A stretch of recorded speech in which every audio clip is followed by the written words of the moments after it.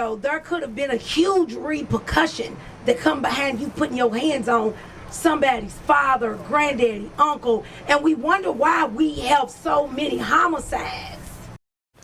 The Metro Council member Tammy Hawkins speaking there late today. Metro Police need your help identifying what appears to be the victim in a brutal attack that happened to the Greyhound bus station in downtown Louisville on Broadway. Police want that man to come forward because they need to know if he's going to press charges against the suspects. The attack was recorded on video. It's our top story for you here tonight. Hello, everybody. I'm Doug Proffitt. And I'm Connie Leonard. Officials with Greyhound say it happened yesterday at the West Broadway bus station. WHAS11's Alexandra Goldberg and photojournalist Jessica Farley have been digging into this all day. So, Alexandra, you're joining us now with more details on what happened. Connie, Doug, it's a jarring video to watch, but throughout my reporting, I found that there are a couple different perspectives here about how the employee should have dealt with that situation. But many people I heard from agree on one thing. They want Greyhound gone. Come on.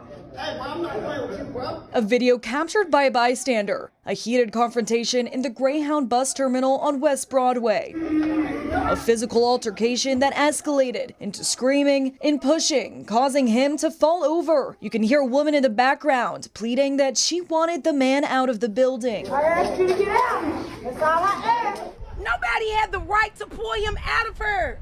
I'm mad. Metro Councilwoman Tammy Hawkins wants accountability. She said the employee should have called police and not her two sons. I'm gonna push that either the Greyhound bus station can close or else they can get some security up here. Neighboring businesses are also pointing fingers at Greyhound. The signs I put up for the customers not to stand over here because they'll stand right here in front of the door. Rosalind Johnson, who works at the beauty shop next door, said Greyhound has overstayed its welcome in the strip mall, a move that was supposed to be temporary. One, we want Greyhound moved.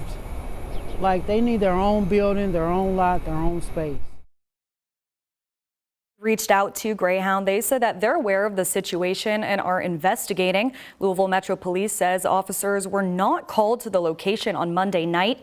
LMPD says that they don't have the victim's identity or what events led up to the assault. Alexandra, thank you very much.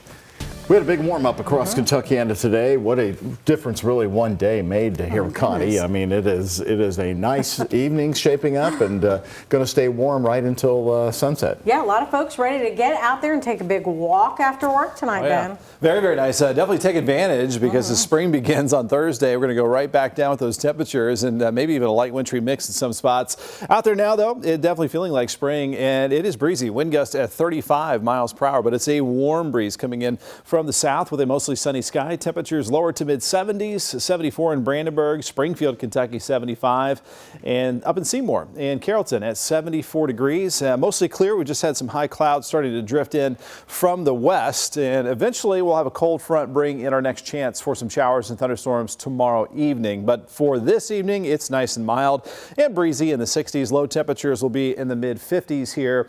Tomorrow afternoon, clouds begin to thicken up a bit, but still mild, still mainly dry through the daytime. Tomorrow is 60s to around 70 degrees.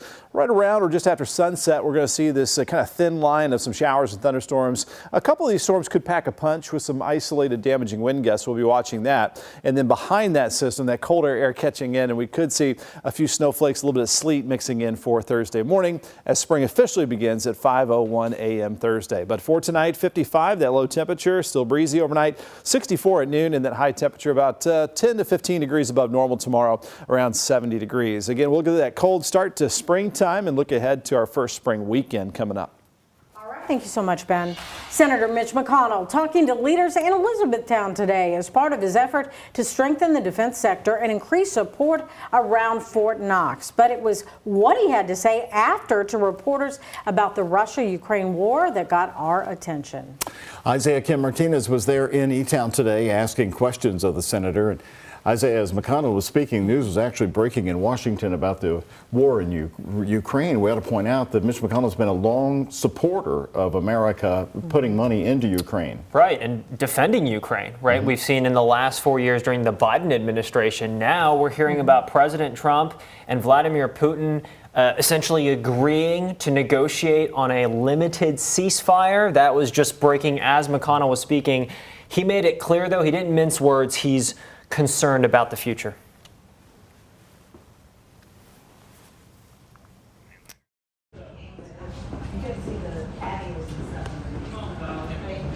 He turned 83 a month ago.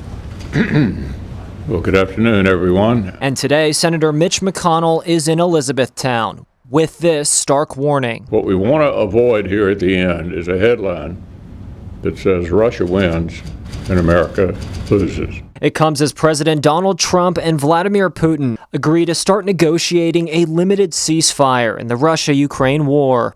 McConnell saying something you might not expect to hear from the longtime Republican leader.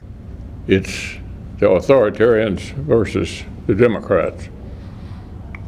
Obviously, the Democrats need to be more aggressive.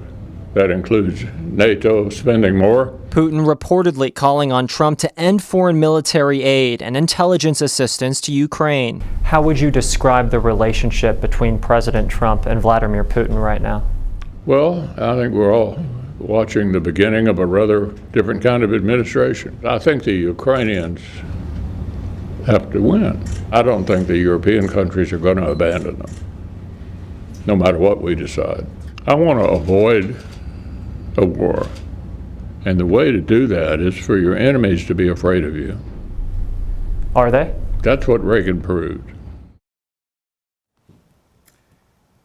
Of course, Ronald Reagan in office when Mitch McConnell first got elected U.S. Senator. We've got the old film of Ronald Reagan endorsing him there in the White House. But the Republican Party is pretty much gone from the Reagan era. Mm-hmm. And it's interesting because so much is sort of, and this is what McConnell has said, is sort of repeating itself. I mean, when Ronald Reagan first came into office, it was a period of stagflation. Nobody wants to hear that word. Now there's reports, could we be headed toward a recession? So McConnell, his sort of words today was, are we going to be repeating what we're seeing? And obviously, the party has gone in a much different direction than the former President Reagan. He seemed pretty concerned in those comments. Did you feel that? Or? He seemed concerned. I mean, he has sort of alluded to this, you know, we're doing the 1930s all over again before, which of course was the Great Depression that led up to the Second World War. That's not new, but you know, when it comes to these Ukraine-Russia negotiations, that's the current event right now, and he clearly is concerned where we stand with some of our adversaries globally. Well, no, you asked him about the Senate race. We'll hear in Kentucky. We'll hear about that at 6. Yeah, specifically on someone who's been a mentor, seen McConnell as a mentor. We'll ask about. There you go. We're going to ask about him coming up. Okay. All right. Yeah. Thanks, Isaiah. Well, Senator Mitch McConnell is an avid supporter for Ukraine, and the White House says it's making progress in putting an end to the country's ongoing war with Russia. It comes after a phone call today between President Donald Trump and President Vladimir Putin.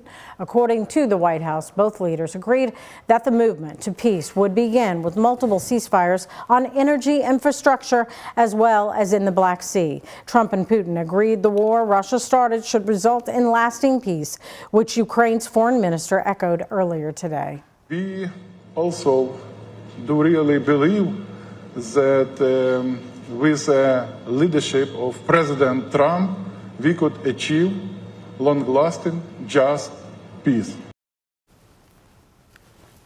Today's conversation serves as the first turning point in 2 years between both countries. We have more now on the ceasefire agreement between Israel and Hamas falling apart. Israel launched airstrikes overnight, killing more than 400 people and injuring at least 500, according to the Hamas-run health ministry.